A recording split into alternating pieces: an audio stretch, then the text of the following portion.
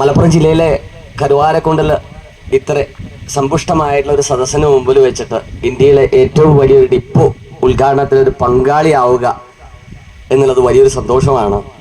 RCM എന്ന് പറയുന്ന ഈ പ്രസ്ഥാനത്തിലേക്ക് കടന്നു വന്നതിന് ശേഷമാണ് എന്നെ നാട്ടുകാർ കോഴിക്കോട് സുജിത്ത് എന്ന് വിളിക്കുന്നത്. റൈറ്റ്, ആക്ച്വലി ഞാൻ കോഴിക്കോടുകാരനല്ല, ഞാൻ മലപ്പുറംകാരനാണ്. മലപ്പുറം ജില്ലയിലെ കുഴുമണ്ണ എന്ന് പറയുന്ന ഒരു പഞ്ചായത്തിൽ ജനിച്ച് കിഴിശ്ശേരി എന്ന് പറയുന്ന സ്ഥലത്ത് LP UP ഹൈസ്കൂൾ ജീവിതം പൂർത്തിയാക്കി മഞ്ചേരി NSS കോളേജിൽ പ്രീ-ഡിഗ്രി കഴിഞ്ഞതിന് ശേഷമാണ് ജീവിത പ്രാരാബ്ദങ്ങളെ കൊണ്ട് മറ്റ് തൊഴിലന്വേഷണത്തിൻ്റെ ഭാഗമായിട്ട് പുറത്തേക്ക് വരുന്നത്. മലപ്പുറം ജില്ലയിലെ അരീക്കോട് ഞങ്ങൾ താമസിക്കുന്ന വീട്ടിൽ ഞാൻ എല്ലാ മീറ്റിങ്ങിലും പറയാറുണ്ട്, ഞങ്ങൾ 3 സഹോദരങ്ങളാണ്, അച്ഛനും അമ്മയ്ക്കും. 2 പേര് സർക്കാർ ഗസറ്റഡ് റാങ്കിൽ വർക്ക് ചെയ്യുന്നു. തൊഴിൽ സർക്കാർ എനിക്ക് തരാത്തത് എനിക്ക് മാത്രമേ ഉള്ളൂ എൻ്റെ വീട്ടിൽ. പക്ഷാപാതപരമായ നിലപാടാണ് സർക്കാരിൻ്റെ ഭാഗത്തും ഉണ്ടായിരുന്നത്. കാരണം വീട്ടിൽ ഏറ്റവും കൂടുതൽ PSC എഴുതിയ ആൾ ഞാനാണ്. പണി കൊടുത്തത് സർക്കാർ അവർക്ക് 2 പേർക്കാണ് എന്ന് ഞാൻ പറയാറുണ്ട്. പക്ഷേ എൻ്റെ വീട്ടിലുള്ള ആളുകളും നാട്ടുകാരും പറയും മണ്ടന്മാർക്ക് സർക്കാർ പണി കൊടുക്കാറില്ല. പക്ഷേ എല്ലാ തലങ്ങളിലും മണ്ടന്മാരാവില്ലല്ലോ.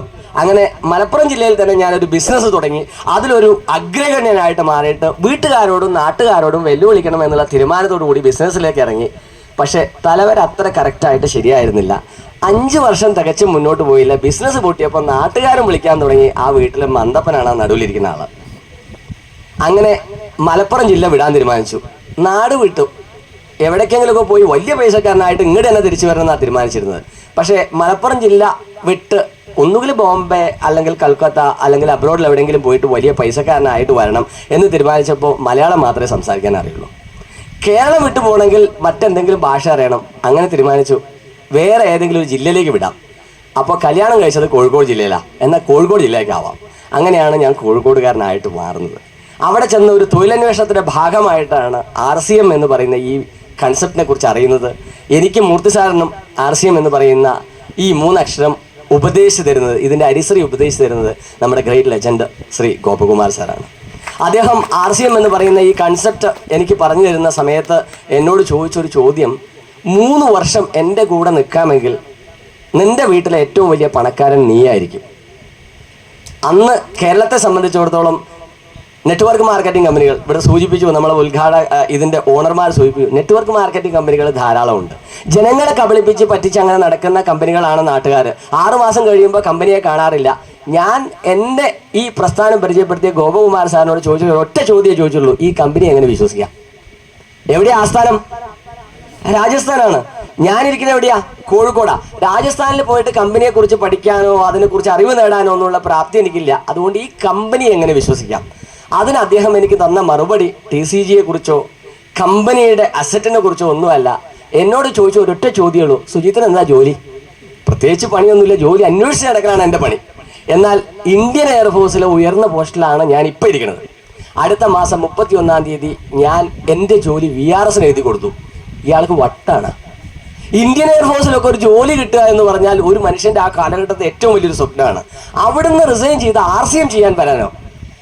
അടുത്ത മാസം 31-ാം തീയതി റിസൈൻ ചെയ്ത് പുറത്തിറങ്ങിയാൽ നിന്റെ കൂടെ ഈ പ്രസ്ഥാനത്തിൽ ഞാനുണ്ടാവും, എൻ്റെ കൂടെ നിനക്ക് നിൽക്കാൻ പറ്റുമോ? ആ ഒരു ചോദ്യം അന്ന് നീട്ടിയൊരു കൈ ഏറ്റെടുത്ത് ഇന്ന് RCMലൂടെ ശരിക്കും സാമ്പത്തിക സ്വാതന്ത്ര്യം എൻജോയ് ചെയ്യുന്ന ഒരു തലത്തിലേക്ക് എത്തി. പക്ഷേ അത്ര സുഖകരമായിട്ടൊന്നുമില്ല RCMൻ്റെ തുടക്കം.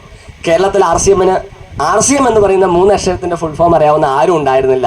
ഞാനും മൂർസാർക്ക് RCM ഏറ്റെടുക്കുമ്പോൾ അന്ന് മൂർസാർ ഓൾറെഡി എയർഫോഴ്സിൽ സ്റ്റിൽ റണ്ണിങ്ങിലാണ്. കോഴിക്കോട് ആസ്ഥാനമായിക്കൊണ്ട് RCM തുടങ്ങി. പ്രോഡക്റ്റ് ഇല്ല, ബാംഗ്ലൂരിൽ പോകുന്നു, മെമ്പർഷിപ്പ് എടുക്കാനുള്ള കിറ്റ് കോഴിക്കോട് കൊണ്ടുവരുന്നു, മെമ്പർമാരെ ജോയിൻ ചെയ്യിപ്പിക്കുന്നു, അവിടുന്ന് ബസ്സിന് കയറ്റി കൊണ്ടുവരുന്ന പ്രോഡക്റ്റുകൾ കാണിച്ചു കൊടുത്ത് വിനോദേട്ടനെ പോലുള്ള ആളുകളെ നമ്മുടെ രഞ്ജിത് സാറിൻ്റെ അപ്ലൈനായിട്ടുള്ള ഫാദറിലോ ആയിട്ടുള്ള JP സാർ, അദ്ദേഹമൊക്കെയാണ് നമ്മളെ തുടക്കക്കാലം. അങ്ങനെ നമ്മൾ തുടങ്ങിക്കൊണ്ടുവരിക, അവിടുന്ന് ബസ്സിന് കൊണ്ടുവരുന്നത്. അങ്ങനെ ആണ് നമ്മൾ കേരളം തുടങ്ങി വെക്കുന്നത്. എൻ്റെ ഒരു വലിയ സ്വപ്നമാണ്, വലിയൊരു സദസ്സാണ് അല്ല എവിടെ ഇരിക്കുന്നത്. ഞാൻ ആദ്യമായിട്ടൊരു PUC എടുക്കുക എന്നുള്ളൊരു തീരുമാനമെടുത്ത സമയത്ത് ആ പിക്കപ്പ് സെൻറ്ററിലേക്ക് പ്രൊഡക്റ്റ് കൊണ്ടുവരാൻ കേരളത്തിൽ ഡിപ്പോ ഒന്നുമില്ല. രാജസ്ഥാനിലേക്ക് വണ്ടി കയറി ഇന്നത്തെ പോലെ ഫ്ലൈറ്റിനൊന്നല്ല യാത്ര ചെയ്യുക, റിസർവേഷൻ ഇല്ലാതെ ഒരു ട്രെയിനിൻ്റെ ജനറൽ കമ്പാർട്ട്മെൻറ്റിൽ ഒരു ദിവസം രാജസ്ഥാനിലേക്ക് വണ്ടി കയറി. അവിടെ ചെന്ന് കമ്പനിയോട് പറഞ്ഞു എനിക്കൊരു പിക്കപ്പ് സെൻറ്റർ വേണം കേരളത്തിൽ. അന്നാണ് TCGയുടെ ആ ഒരു എന്താ പറയുക നിർവികാരമായിട്ടുള്ള ചിരി ഞാൻ ആദ്യമായിട്ട് കാണുന്നത്. ഇന്ത്യയിലെ നിയമസംഹിതയെക്കുറിച്ച് ഒരു ബോധവുമില്ലാതെയാണോ കമ്പനിക്ക് വണ്ടി കയറിയതെന്നാണ് എന്നോട് ചോദിച്ചത്. എന്ന് പറഞ്ഞാൽ കേരളത്തിലേക്ക് രാജസ്ഥാനിലിരിക്കുന്ന RCM കമ്പനിക്ക് പ്രൊഡക്റ്റ് അയക്കണമെങ്കിൽ ഒന്നുകിൽ രാജസ്ഥാനിലുള്ള കമ്പനിക്ക് കേരളത്തിലൊരു ആസ്ഥാനം വേണം. അവർക്ക് ഇവിടുത്തെ ഇന്നത്തെ മാതിരി GST സംവിധാനമൊന്നുമില്ല. അവർക്ക് ഇവിടെ സെയിൽ ടാക്സ് രജിസ്ട്രേഷൻ വേണം. അതല്ലെങ്കിൽ വരുന്ന വ്യക്തിക്ക് രാജസ്ഥാനിൽ നിന്ന് കേരളത്തിലേക്ക് പ്രൊഡക്റ്റ് കൊണ്ടുവരാൻ വേണ്ടിയുള്ള സംവിധാനങ്ങൾ വേണം. ഇത് രണ്ടും ഇല്ലാതെ പ്രൊഡക്റ്റ് അയക്കാൻ പറ്റില്ല. ഞാൻ ആലോചിച്ച് എന്ത് ചെയ്യണം. RCMൽ വരുന്നതിന് മുമ്പ് ഞാൻ പറഞ്ഞ ഒരു ബിസിനസ്സുകാരനായിരുന്നു. ബിസിനസ് പൊട്ടിയെങ്കിലും അതർ സ്റ്റേറ്റിൽ നിന്ന് പ്രൊഡക്റ്റ് കൊണ്ടുവരാൻ ആവശ്യമായിട്ടുള്ള എൻ്റെ പേരുള്ള CSTയോ KGSTയോ ഒന്നും ഞാൻ ക്യാൻസൽ ചെയ്തിട്ടുണ്ടായിരുന്നില്ല. എന്തെങ്കിലും ഒരു ബിസിനസ്സുകാരനാവണം, അതുവരെ അവിടെ നിൽക്കട്ടെ എന്നുള്ള രീതിയിൽ നിലനിർത്തിയത് കൊണ്ട് ഞാനത് കമ്പനിയുടെ മുമ്പിൽ പ്രൊഡ്യൂസ് ചെയ്തു. കമ്പനിക്ക് അത് ഇഷ്ടപ്പെട്ടു. അങ്ങനെയാണ് കേരളത്തിലെ ആദ്യത്തെ POC തുടങ്ങുന്നത്. രാജസ്ഥാനിൽ നിന്ന് പ്രൊഡക്റ്റ് കൊണ്ടുകൊണ്ട് ഒരു കൈ അടിച്ചോളൂ, ഒരു കുഴപ്പമില്ല. അപ്പോൾ കേരളത്തിൽ ഡിപ്പോ വരുന്നതിന് മുമ്പ് എൻ്റെ POCയുടെ അതേ സെയിൽ ടാക്സ് രജിസ്ട്രേഷനിൽ 5 പിക്കപ്പ് സെന്ററുകൾക്ക് പ്രൊഡക്റ്റ് കൊണ്ടുപോകുന്നുണ്ട്. അപ്പോൾ ശരിക്കും ആക്ച്വലി ഒരു ഡിപ്പോ ഓണർ ഞാനാണ്. ഇവിടെ ഇരിക്കുന്ന ആളുകളൊക്കെ പിന്നെ വന്നതാണ്. അതിനുശേഷമാണ് കേരളത്തിലെ ആദ്യത്തെ ഡിപ്പോ അലോട്ട്മെന്റ്. അത് കോഴിക്കോട് കൊണ്ടുവരണമെന്ന് നമുക്ക് വലിയ നിർബന്ധമായിരുന്നു. പക്ഷേ നമ്മളെക്കാൾ കമ്പനിയിൽ സ്വാധീനമുള്ള ഒരു തെക്കൻ ജില്ലക്കാരൻ കമ്പനിയിൽ അവരുടെ സ്വാധീനം ചെലുത്തി കോഴിക്കോട് വരേണ്ട ഡിപ്പോ ചെങ്ങന്നൂരിലേക്ക് കൊണ്ടുപോയി. എന്നാലും നമുക്ക് വിഷമമൊന്നും ഉണ്ടായിരുന്നില്ല. രാജസ്ഥാനിൽ പ്രൊഡക്റ്റ് കൊണ്ടുവരണ്ടല്ലോ, കോഴിക്കോട് ചെങ്ങന്നൂരിൽ നിന്ന് കൊണ്ടുവന്നാൽ പോരെ. 21 ഔട്ട്ലെറ്റുകൾ കണ്ണൂർ, മലപ്പുറം, അതുപോലെ തന്നെ കോഴിക്കോട് ജില്ലകളിൽ ഓപ്പൺ ചെയ്ത് കഴിഞ്ഞതിന് ശേഷം 6 മാസം കഴിഞ്ഞപ്പോഴേക്കും ഞങ്ങൾ കോഴിക്കോട് രണ്ടാമത്തെ ഡിപ്പോ കൊണ്ടുവന്നു. ഇവിടെ മലപ്പുറം ജില്ലയിലെ ആദ്യത്തെ POC ഓണർമാരിൽ 2 പേര് ഇവിടെ ഇരിക്കുന്നുണ്ട്. ഫസ്റ്റ് ആൾ നമ്മളെ റഷീദ് മഞ്ചേരിയാണ്. റഷീദ് മഞ്ചേരിക്കൊക്കെ പ്രൊഡക്റ്റ് ഞാൻ കോഴിക്കോട് നിന്ന് കൊണ്ടുവന്നിട്ട് ഞങ്ങൾ ആദ്യത്തെ മലപ്പുറം ജില്ലയിലെ മീറ്റിംഗ് അറേഞ്ച് ചെയ്യുന്നത് റഷീദ് മഞ്ചേരി കോർഡിനേറ്റ് ചെയ്യുന്ന ഈ നർത്തകി എന്നൊരു തിയേറ്റർ ഉണ്ട് മഞ്ചേരിയിൽ. ഇപ്പം അതില്ലാന്ന് തോന്നുന്നു. അതിനടുത്ത് ഹോട്ടൽ ഹെറിറ്റേജ്, ഇന്ത്യൻ ഹെറിറ്റേജ് ആണെന്ന് തോന്നുന്നു അതിൻ്റെ ഒരു പേര്. അതിൻ്റെ ഒരു ഹോളിലാണ് അദ്ദേഹം ആദ്യമായിട്ട് പ്രോഗ്രാം അറേഞ്ച് ചെയ്യുന്നത്. അന്നാണ് ഞാൻ എൻ്റെ ജീവിതത്തിൽ ആദ്യമായിട്ട് പ്രൊഡക്റ്റ് ട്രെയിനിങ് എടുക്കുന്നത്. RCMന്റെ പ്രൊഡക്റ്റ് ട്രെയിനിങ് കൊടുക്കുന്നത്. അതുവരെ ഞാൻ സ്വന്തമായിട്ട് പ്രൊഡക്റ്റ് ട്രെയിനിങ് കൊടുത്തിട്ടില്ല. അതിനുശേഷം വളർന്ന് വലുതായി 2 ഡിപ്പോ വന്നു. പിന്നെ അത് 3 ആയി, 4 ആയി, 5 ആയി. കേരളം വളർന്നു, അതിലൂടെ RCM വളർന്നു. ഇന്ന് മുർസാറിനെ പോലുള്ള കരുത്തരായിട്ടുള്ള ലീഡേഴ്സിന്റെ തണലിൽ ഇന്ത്യയിലെ നമ്പർ 1 സ്റ്റേറ്റ് ആയിട്ട് കേരളം മാറി. ഇന്ന് ഇവിടെ ഉദ്ഘാടനം നടക്കുന്നത് ഇന്ത്യയിലെ ഏറ്റവും വലിയ RCM ഡിപ്പോ ആണ്. 3 വർഷം മുമ്പ് വളരെ ചെറിയ രീതിയിൽ ഒരു പ്രൈവറ്റ് സെക്ടറിൽ ആരംഭിച്ച് അതേ പ്രൈവറ്റ് സെക്ടറിൽ നിന്നുകൊണ്ട് ഇന്ത്യയിലെ ഏറ്റവും വലിയ ഡിപ്പോ ആയിട്ട് ഇത് മാറിയെങ്കിൽ ഇതിൻ്റെ നടത്തിപ്പുകാർക്ക് ഒരു വലിയ ക്ലാപ്പ് നമ്മൾ കൊടുക്കണം. ഇതുപോലെ ഡിപ്പോ തുടങ്ങുകയും പൂട്ടുകയും ചെയ്ത എത്ര ആളുകളുണ്ട്. പിക്കപ്പ് സെന്റർ രാജസ്ഥാനിൽ നിന്ന് പ്രൊഡക്റ്റ് കൊണ്ടുവന്ന് കേരളത്തിൽ POC ഇടുമ്പോൾ 6% അന്ന് POC കമ്മീഷൻ. എവിടുന്ന് കൊണ്ടുവരണം? രാജസ്ഥാനിൽ നിന്ന് കൊണ്ടുവരണം. ഇന്ന് നമ്മളുടെ ഡിപ്പോയുടെ തൊട്ടടുത്തുള്ള പിക്കപ്പ് സെന്ററിന് വരെ 9.5% നമുക്ക് കമ്മീഷൻ കിട്ടിയിട്ടും POC നഷ്ടമാണ് എന്ന് പറയുന്ന എത്രയോ ആളുകൾ നമ്മുടെ നാട്ടിലുണ്ട്. ആ സാഹചര്യത്തിൽ നിങ്ങൾ ആലോചിച്ച് നോക്കൂ. വെറും 2 ലക്ഷം രൂപ പ്രൊഡക്റ്റ് എടുത്തുകൊണ്ടാണ് ഞങ്ങളുടെ തുടക്കം. ശരിക്ക് അത് താഴോട്ട് വരണം. 5 ലക്ഷം രൂപയുടെ POC തുടങ്ങിയാൽ 1 വർഷം കഴിഞ്ഞ് നിങ്ങൾ പോയി നോക്കിയാൽ മതി 50,000 രൂപയുടെ സാധനം അവിടെ ഉണ്ടാവുക. ഇന്നും ആ സ്ഥാനത്ത് അന്ന് തുടങ്ങിയ സ്ഥാപനം കേരളത്തിന് അഭിമാനകരമായിട്ട് 25 ലക്ഷം രൂപയുടെ സ്റ്റോക്കുമായിട്ട് കോഴിക്കോടിന്റെ ഹൃദയഭാഗത്ത് ഇന്നും സ്ഥിതി ചെയ്യുന്നുണ്ടെങ്കിൽ ഒരു കൃത്യമായിട്ടുള്ള വിഷൻ അതിൻ്റെ പിന്നിലുണ്ട്. ആ ഒരു പിക്കപ്പ് സെന്റർ പ്ലാറ്റ്ഫോം ആക്കിക്കൊണ്ടാണ് ഞാൻ RCMന്റെ കോർ ടീമിലേക്ക് കയറിപ്പോകുന്നത്. എൻ്റെ വലിയൊരു സ്വപ്നം ഉദ്ഘാടനം ചെയ്യാൻ കോഴിക്കോട് മേയർ തന്നെ വരണം. ഇന്നിവിടെ ഉദ്ഘാടനത്തിന് നമ്മളുടെ ഇതിൻ്റെ സ്ഥാപകർ വേറെ ആരും വിളിച്ചില്ല, RCM ലീഡർമാരെ വിളിച്ച്. എൻ്റെ ഒരു വലിയ ആഗ്രഹം, അന്ന് വലിയ RCM ലീഡർമാരില്ല. കോഴിക്കോട് മേയറെ കൊണ്ട് ഉദ്ഘാടനം ചെയ്യിപ്പിക്കണം. ഞാൻ മേയർ അടുത്ത് തന്നിട്ട് പറഞ്ഞു എൻ്റെ ഷോപ്പ് ഒന്ന് ഉദ്ഘാടനം ചെയ്യണം. എൻ്റെ ഒരു വലിയ ഡ്രീമാണ് ഇവിടെ തുടക്കം കുറിക്കുന്നത്. മേയർ കാര്യങ്ങളൊക്കെ ചോദിച്ചിട്ട് എന്നെ സൈഡിലേക്ക് മാറ്റി നിർത്തിയിട്ട് പറഞ്ഞു, നെറ്റ്വർക്ക് ആണല്ലേ, ഞങ്ങളെ പോലുള്ള ജനപ്രതിനിധികൾ വന്ന് ഉദ്ഘാടനം ചെയ്താൽ ഞങ്ങളുടെ ക്രെഡിബിലിറ്റിയെ ചൂഷണം ചെയ്യാനല്ലേ നിങ്ങൾ വിളിക്കുന്നത്? ഞാൻ വരൂല, മേയർ വരൂല എന്ന് പറഞ്ഞുകൊണ്ട് എനിക്ക് വലിയ വിഷമമായി. എന്നാലും എനിക്കൊരു വലിയ പ്രതീക്ഷയുണ്ട്. ഞാൻ വോട്ട് ചെയ്ത് ജയിപ്പിച്ച ഒരു കൗൺസിലർ എൻ്റെ വീടിൻ്റെ തൊട്ടടുത്തുണ്ട്, അയാളെ കൂടി ചെയ്യിപ്പിക്കാം, മേയർ പോട്ടെ. അങ്ങനെ കൗൺസിലറുടെ വീട്ടിൽ ചെന്നപ്പോൾ കൗൺസിലർ പറഞ്ഞു, ഇത് പരിപാടിയല്ലേ, ഇതുപോലത്തെ ഒരുപാട് തട്ടിപ്പുകൾ ഞാൻ കണ്ട ആളാണ്, ഇതിന് നിങ്ങൾ എന്നെ കരുവാക്കണ്ട, അടുത്ത വർഷം നിങ്ങൾ 2 പേര്, ഞാനും എൻ്റെ ഭാര്യയും വോട്ട് ചെയ്തിട്ടില്ലെങ്കിലും ഈ വാർഡിൽ ഏറ്റവും ഭൂരിപക്ഷത്തോടു കൂടി ഞാൻ ജയിക്കും, ഞാൻ വരില്ല. ഇനി ആരെയും വിളിക്കേണ്ടെന്ന് തീരുമാനിച്ചു. ഒരു നല്ല കത്തിരി വാങ്ങിച്ച് ഒരു വെളുത്ത മുണ്ടെടുത്ത് വെളുത്ത ഷർട്ട് ഇട്ട് ഞാൻ തന്നെ പോയി എൻ്റെ ഷോപ്പിൻ്റെ നാടൻ ഞാൻ തന്നെ അങ്ങോട്ട് കട്ട് ചെയ്തു. സൗത്ത് ഇന്ത്യയിൽ ഏറ്റവും ടേൺ ഓവർ ചെയ്യുന്ന ഔട്ട്ലെറ്റിന് TCGയുടെ കയ്യിൽ നിന്ന് തുടർച്ചയായിട്ട് അവാർഡ് വാങ്ങിച്ചു ആ ഷോറൂം. റൈറ്റ്. അപ്പൊ നമുക്ക് ഒരു കൃത്യമായിട്ടുള്ള ഒരു വിഷൻ ഉണ്ടെങ്കിൽ അതിനെ തടവെക്കാൻ ആർക്കും പറ്റില്ല. അത് സക്സസിലേക്ക് നമ്മൾ എത്തിയേ പറ്റുള്ളൂ. ആര് വിചാരിക്കണം നമ്മൾ വിചാരിക്കണം. അതിൻ്റെ അപ്പുറം വേറെ ആരും വിചാരിച്ചിട്ടും കാര്യമില്ല. ഇന്ന് കേരളത്തെ സംബന്ധിച്ചിടത്തോളം നമുക്കറിയാം, RCMന്റെ 30 പ്രൊഡക്റ്റിലാണ് ഞങ്ങൾ തുടങ്ങുന്നത്. ഇന്ന് ഉൽപ്പന്നങ്ങളുടെ ഗണം കഴിഞ്ഞ ദിവസം പറഞ്ഞു 4000 ചില്ലുവാനും പ്രൊഡക്റ്റ് ഉണ്ടെന്നാണ് പറയുന്നത്. എത്രയാവട്ടെ, 4000 എന്ന് പറയുമ്പോൾ ചില ആളുകൾ ചോദിക്കും 4000 ഒക്കെ ഉണ്ടോ? 4000 എന്ന് ഉദ്ദേശിച്ച് നമ്മളൊരു ബനിയൻ എടുത്താൽ അതിനൊരു 5 സൈസ് ഉണ്ടാവും. 75, 80, 85, 90, 95, 100 അങ്ങനെ എടുത്തിട്ടാണ് 4000. അതല്ലാണ്ട് 4000 വെറൈറ്റി ഓഫ് പ്രൊഡക്റ്റുകളില്ല. ഏകദേശം ഒരു 1000-നടുത്ത് പ്രൊഡക്റ്റുകളുണ്ട്. അതിൻ്റെ ഇങ്ങനത്തെ ഈ ഒരു വെറൈറ്റി കൂടി കൂട്ടിയാൽ ഏകദേശം 4000 റേഞ്ച് ഓഫ് പ്രൊഡക്റ്റുകൾ നമുക്കുണ്ട്. എന്നിട്ടും RCMൽ നമ്മൾ ഓരോരുത്തരും ജോയിൻ ചെയ്യിച്ച നിങ്ങളോട് തന്നെ ചോദിക്കുക, നമ്മൾ അച്ചീവ്മെൻറ്റിന് ഇത്രയും താമസത്തിൻ്റെ ആവശ്യമുണ്ടോ? രാജസ്ഥാനിൽ നിന്ന് പ്രൊഡക്റ്റ് കൊണ്ടുവന്നിട്ട് കേരളത്തിൽ RCM ചെയ്യുന്ന സമയത്ത് RCMന്റെ റോയൽറ്റി അച്ചീവർ ആവണമെങ്കിൽ ഒരു സൈഡിൽ 3.5 ലക്ഷവും മറു സൈഡിൽ 1.15 വരണം. എന്നാലേ ഒരു ഗോൾഡ് പിന്നെ 2005 കിട്ടുള്ളൂ. ഇന്നോ അതേ വോളിയത്തിൽ നമുക്ക് എത്താം. അന്ന് 2% റോയൽറ്റി കിട്ടുമ്പോൾ ഇന്ന് എത്ര കിട്ടും? ഗോൾഡിന് 3% റോയൽറ്റി കിട്ടില്ലേ? അന്ന് 30 പ്രൊഡക്റ്റ് കൊണ്ട് അവിടെ എത്തണം. ഇന്നോ 4000-നടുത്ത് വരുന്ന പ്രൊഡക്റ്റ് കൊണ്ട് എത്താം. അന്ന് കേരളത്തിൽ ഈ സാധനം കിട്ടുന്ന ഷോപ്പുകൾ എണ്ണം പറഞ്ഞ വിരലെണ്ണാൻ മാത്രം പോലും ഇല്ല. ഇന്നോ 1500 ഔട്ട്ലെറ്റുകൾ തിരുവനന്തപുരം മുതൽ കാസർഗോഡ് വരെയുണ്ട്. അതിൽ ഇന്ത്യയിൽ ഏറ്റവും ടേൺ ഓവർ ചെയ്യുന്ന ഡിപ്പോ ഉണ്ട്, വണ്ടർ വേൾഡ് ഉണ്ട്. ഇന്ത്യയിൽ ഏറ്റവും ടേൺ ഓവർ ചെയ്യുന്ന ഡിപ്പോ നമ്മുടെ കേരളത്തിലുണ്ട്. സെഗ്മെന്റുകൾ പരിശോധിച്ചാൽ എല്ലാം നമ്പർ 1. കഴിഞ്ഞ ദിവസം ആലുവയിൽ കഴിഞ്ഞ 21-ാം തീയതി ഒരു വണ്ടർ വേൾഡ് ഇനാഗുറേഷൻ നടന്നു. പൈസാർ അതിന്റെ ഓണർ ഇവിടെയുണ്ട്. സാർ ഉണ്ടോ? സച്ചിൻ നോക്കൂ, ഉദ്ഘാടന ദിവസം നടന്നത് 10,30,000 രൂപയുടെ സെയിൽ ഒരു ദിവസം നടന്നത്. 10 കിലോമീറ്റർ അപ്പുറത്ത് ഇന്ത്യയിലെ നമ്പർ 1 മറ്റൊരു വണ്ടർ വേൾഡ് ഉണ്ട്. സറൗണ്ടിങ്സിലൊക്കെ വളരെ സജീവമായിട്ട് നടക്കുന്ന പിക്കപ്പ് സെന്ററുകളുണ്ട്. ഡയമണ്ട് ക്ലബ്ബ് ചെയ്യുന്ന ആളുകളാണ് സറൗണ്ടിങ്സിലുള്ള ഒരുപടി ആളുകൾ. ഒരാളും ബിസിനസ് ആലുവ ഉദ്ഘാടനത്തിന് വേണ്ടി മാറ്റി വെച്ചിട്ടില്ല. റൈറ്റ്.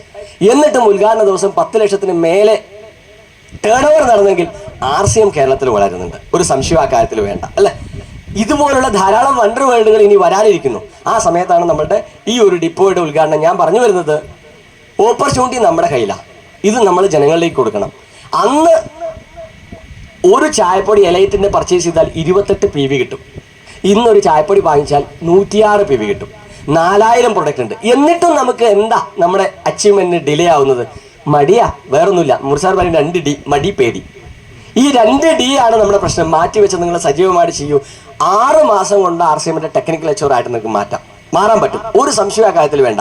ഇന്നത്തെ സാഹചര്യം നിങ്ങൾക്ക് അതിന് 100% അനുയോജ്യമാണ് എന്നാണ് എനിക്ക് ഈ സമയത്തിൽ രേഖപ്പെടുത്താനുള്ളത്. ജീവിതം രക്ഷപ്പെടാൻ RCMനോളം പറ്റിയ ഒരു അവസരമില്ല. ദൈവം അനുഗ്രഹിച്ച് നിങ്ങൾക്ക് തന്നിരിക്കുന്ന ഒരു പ്രസ്ഥാനമാണത്. ഹലോ, ആ അനുഗ്രഹം നിങ്ങൾ ഏറ്റുവാങ്ങിച്ചാൽ നിങ്ങളുടെ ജീവിതത്തിൽ ഒരു പൈസ ഇൻവെസ്റ്റ് ചെയ്യാതെ നിങ്ങൾക്ക് മാത്രമല്ല നിങ്ങളുടെ എത്രയോ തലമുറകൾക്ക്. എൻ്റെ ഏട്ടൻ ഞാൻ പറഞ്ഞു ഗസറ്റ് ഓഫീസറാ, അനിയൻ ഗസറ്റ് ഓഫീസറാ. ഇന്ന് എൻ്റെ വീട്ടിൽ ഞാൻ ഒരു വർഷം കേരള സർക്കാരിന് കൊടുക്കുന്ന ടാക്സ് അവരൊരു വർഷം ഇൻകമായിട്ട് കേരളത്തിലെ സർക്കാരിന് കയ്യിൽ നിന്ന് വാങ്ങിക്കുന്നുള്ളൂ.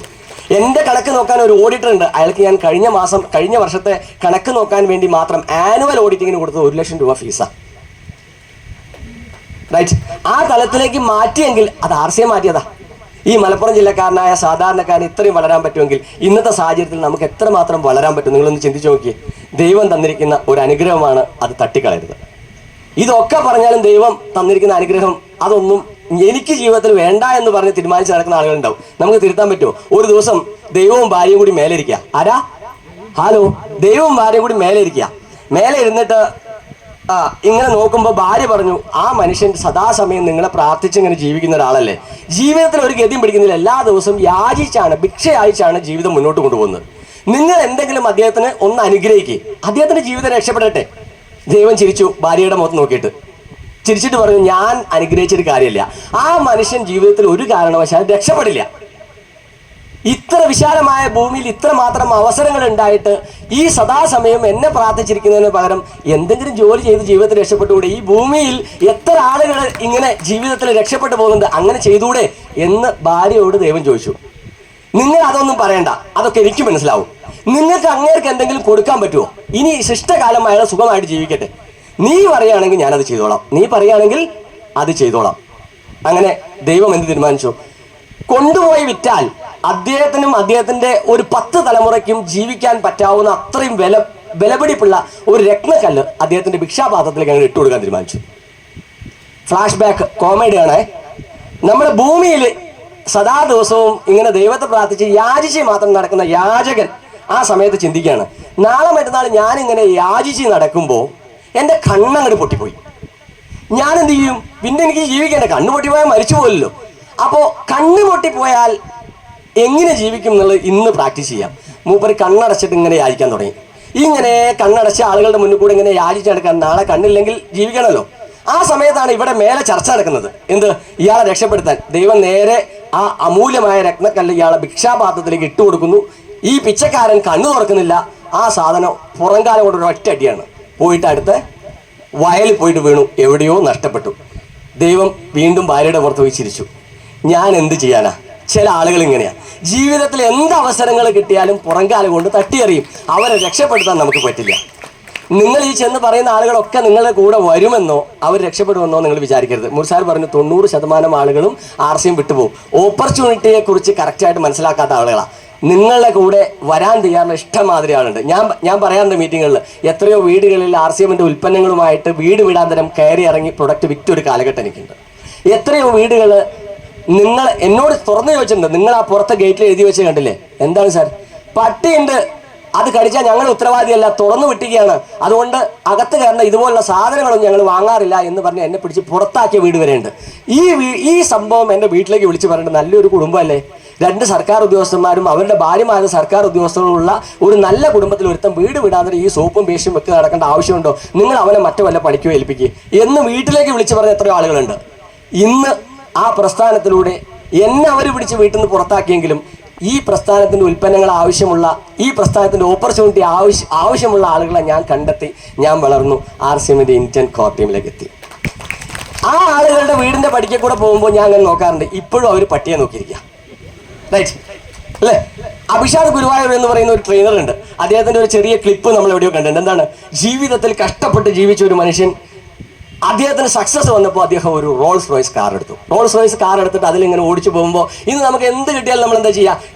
മലപ്പുറം ഡിപ്പോ ഉദ്ഘാടനത്തിന് ഉടനെ തന്നെ സെൽഫി എടുത്തു നമ്മൾ ഇൻസ്റ്റാഗ്രാമിലേക്ക് റീലിട്ട് കഴിഞ്ഞു. എത്രയോ റീലുകൾ ഇപ്പോൾ ഇൻസ്റ്റാഗ്രാമിൽ പോയിട്ടുണ്ടാവും, എത്രയോ റീലുകൾ ഫേസ്ബുക്കിൽ പോയിട്ടുണ്ടാവും. ഈ ചെറുപ്പക്കാരൻ റോൾസ് റോയ്സ് കാർ എടുത്തപ്പോൾ തന്നെ അതിൻ്റെ മുമ്പിൽ നിന്ന് ഇങ്ങനെ അകത്ത് കയറി ഇങ്ങനെ ഡ്രൈവ് ചെയ്ത് പോകുന്ന പിക്ചർ അതേമാതിരി തന്നെ വീഡിയോ എടുത്ത് പോസ്റ്റ് ചെയ്തു.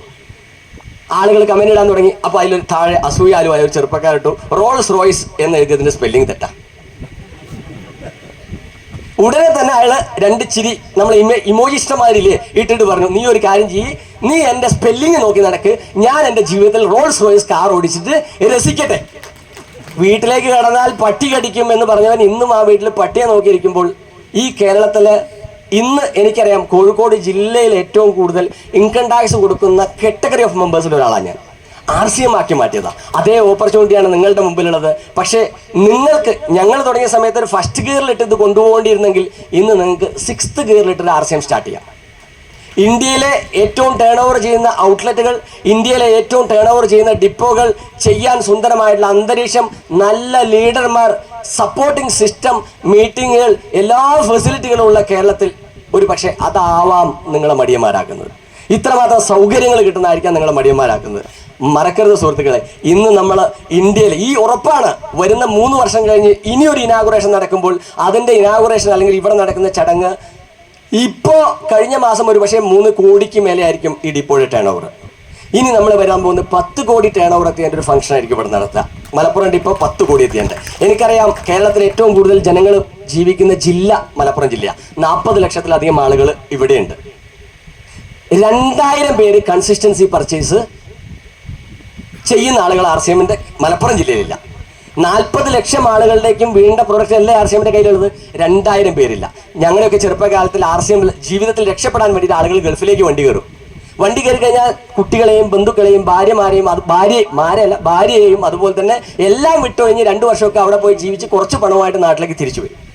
2 മാസം കഴിയുമ്പോൾ അത് കഴിഞ്ഞ് വീണ്ടും നമ്മൾ ഇവരെയൊക്കെ ഉപേക്ഷിച്ചിട്ട് അങ്ങോട്ട് പോവുകയാണ്. ഞാൻ പറയുന്നത് നിങ്ങൾ എവിടെയും പോകണ്ട. 6 മാസക്കാലം നിങ്ങൾ ഇങ്ങോട്ട് പോര് കരുവാരക്കുണ്ടിലേക്ക്. മുതലാളിമാർക്ക് ഇഷ്ടപ്പെടുമെന്ന് എനിക്കറിയില്ല. നിങ്ങൾ ഇങ്ങോട്ട് പോര്. വിനോദായിട്ടും ചിലപ്പോൾ ഇഷ്ടപ്പെടില്ല. രഞ്ജിത് സാറിന് ഇത്തിരി ഇഷ്ടക്കുറവുണ്ടാവും. നിങ്ങളത് നോക്കണ്ട.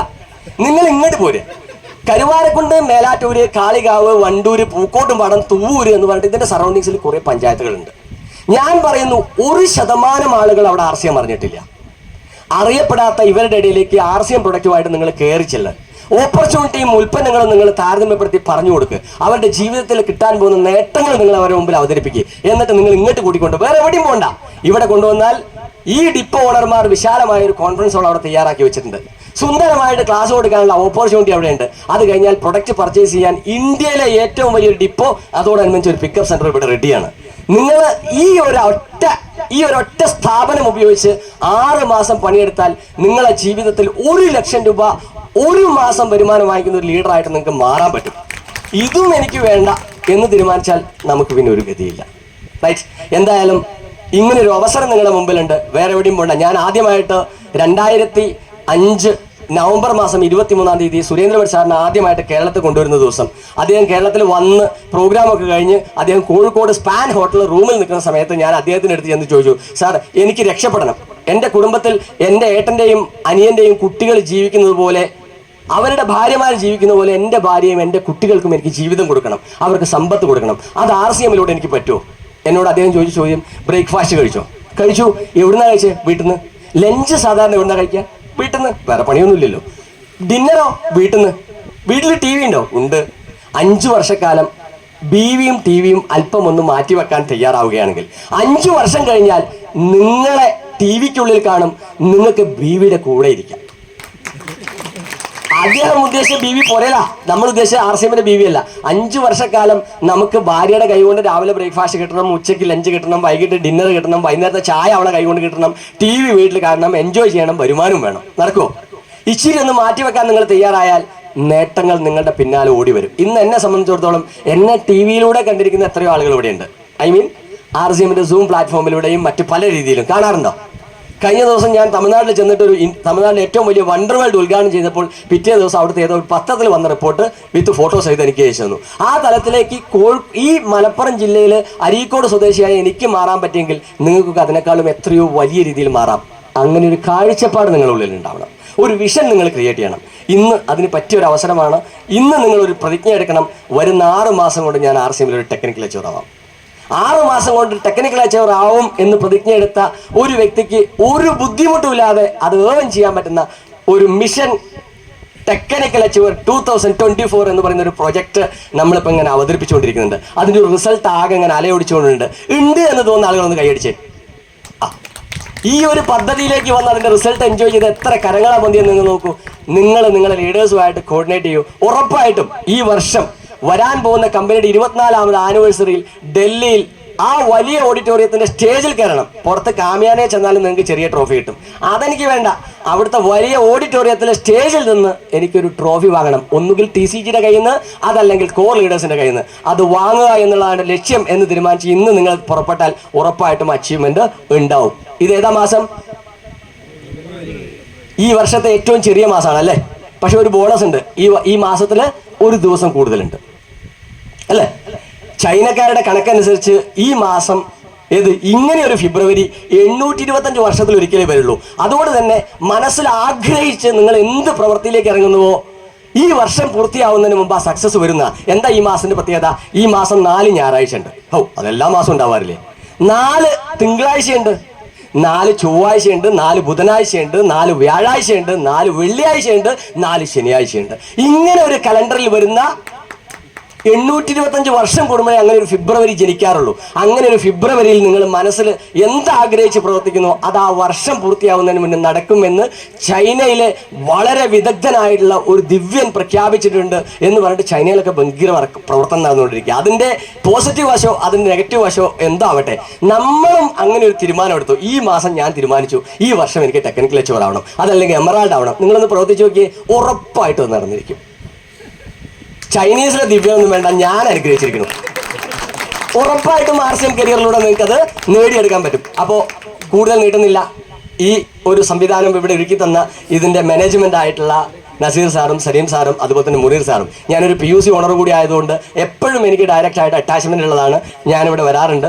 നിങ്ങളൊരു ഓപ്പർച്യൂണിറ്റിയെ കുറിച്ച് പറയുമ്പോൾ ഞാൻ ഋഷി സാറിൻ്റെ മലപ്പുറം ജില്ലയിലെ ആദ്യത്തെ കാര്യം പറഞ്ഞു. അതുപോലെ തന്നെ നമുക്ക് എടുത്ത് പറയേണ്ട ഒരു കഥാപാത്രമാണ്. ഒരുപാട് ആളുകൾ ഈ വേദിയിലുണ്ട്. നമ്മളെ സ്റ്റാഫ് 2500 രൂപയ്ക്ക് ഞാനിവിടെ കൊണ്ടുവരുത്തിയ ഒരു സ്ത്രീ രത്നമാക്കേണ്ടിയിരിക്കണം. 2.5 വർഷക്കാലം എന്തായിരുന്നു പണിയെന്നും കൂടി പറയാൻ എത്ര ആളുകളെടുത്ത്. തലേ ദിവസം വീട്ടിൽ നിന്ന് കാണാൻ പറ്റാത്ത സീരിയലുകൾ എൻ്റെ കമ്പ്യൂട്ടറിൻ്റെ താഴെ അൺലിമിറ്റഡ് നെറ്റിൽ നിന്ന് ഡൗൺലോഡ് ചെയ്ത് വെച്ച് കാണലായിരുന്നു പണി. ആള് പോയാൽ സീരിയൽ കാണാം. 2.5 വർഷം കൊണ്ട് 2500 രൂപ മാസം ശമ്പളം കൊടുക്കുന്നത് 3000 3500 ആയിട്ട് മാറി. പക്ഷെ ശമ്പളം കൊടുക്കേണ്ട ആവശ്യം വരാറില്ല. കാരണം എന്താ, എല്ലാ ദിവസവും പോകുമ്പോൾ അവിടുന്ന് കടമെടുക്കുന്ന പൈസ ഡേ ബുക്കിന്റെ റൈറ്റ് സൈഡിൽ കുത്തിലെഴുതി വെച്ച് ടോട്ടൽ കൂട്ടിയാൽ ഇങ്ങോട്ട് തരാനാവും ഉണ്ടാവുക. 2.5 വർഷം കഴിയുമ്പോൾ ഞാൻ പറഞ്ഞു, ഇനി ഇങ്ങോട്ട് വരണ്ട. ഇതുപോലെ ഇത്രയും വലിയൊരു സുന്ദരമായ നിധി പേടകത്തിന്റെ മുകളിൽ ഇരുന്നിട്ട് ഭിക്ഷ അയച്ച് ജീവിതം കളയാൻ നിൽക്കല്ലേ. ഇത് ആളുകളോട് പറയും. ഇതിന്റെ മുന്നിലൂടെ പോകുന്ന ആർക്കും ആർസ്യം അറിയില്ല. പുഞ്ചിരിക്കുമ്പോൾ അവർ മാടി വിളിക്കും, തെറ്റിദ്ധരിക്കൊന്നുമില്ല. അവരെങ്ങോട്ട് വരുമ്പോൾ ഈ മഹത് പ്രസ്ഥാനത്തിനെ കുറിച്ച് പറഞ്ഞു കൊടുക്കൂ. മഹത് പ്രസ്ഥാനത്തിനെ കുറിച്ച് പറഞ്ഞു കൊടുക്കൂ. ഇത് നിങ്ങൾ ചെയ്തിട്ടില്ലെങ്കിൽ ഇനി നിങ്ങൾക്ക് ഈ സ്ഥാപനത്തിൽ ജോലിയില്ല. അന്ന് തൊട്ട് അവർ ആർസ്യം സ്റ്റാർട്ട് ചെയ്തു. ഇന്നലെ ഷിജു സാറിൻ്റെ ഒരു ട്രെയിനിങ് പ്രോഗ്രാമിൽ ഞാൻ എൻ്റെ സ്കൂട്ടറിൽ ട്രെന്ന് വന്നപ്പോൾ മാഡം ഒരു നെക്സോൺ കാർഡ് ഓടിച്ചിട്ട് ഇങ്ങനെ വരുന്നുണ്ട് എൻ്റെ ഷോപ്പിലെ സ്റ്റാഫ്. അതാണ് ട്രാൻസ്ഫോർമേഷൻ, ആർസ്യം കൊടുക്കുന്ന ട്രാൻസ്ഫോർമേഷൻ. ഇതെല്ലാവർക്കും ഉള്ളതാണ്. ഈ ഓപ്പർച്യൂണിറ്റി നിങ്ങൾ വളരെ ഭംഗിയായിട്ട് ഉപയോഗിക്കണം. ഇതുപോലെ ഒരുപാട് ആളുകൾ ഇവിടെയുണ്ട്. ഞാനൊരു എക്സാമ്പിൾ പറഞ്ഞത് മാത്രം. അത്ര വലിയ അവസരമാണ് ആർസ്യം തരുന്നത്. ഇന്ന് നിങ്ങളൊരു തീരുമാനമെടുത്തു, ഫെബ്രുവരിയാണ്, ഉറപ്പാണ് നിങ്ങൾ ഈ വർഷത്തെ നിങ്ങൾ മനസ്സിൽ ആഗ്രഹിക്കുന്ന അച്ചീവറും അത്രയും വരുമാനം ആർസ്യം നിങ്ങൾക്ക് കിട്ടും. അപ്പോൾ ഈ ഒരു ഇനാഗുറേഷനും ഈ ഒരു സ്ഥാപനത്തിനും ഒരുപാട് ഉയർച്ചകൾ ഉണ്ടാവട്ടെ എന്ന് ആത്മാർത്ഥമായിട്ട് ആശംസിക്കുന്നു. ജയ ആസിയ.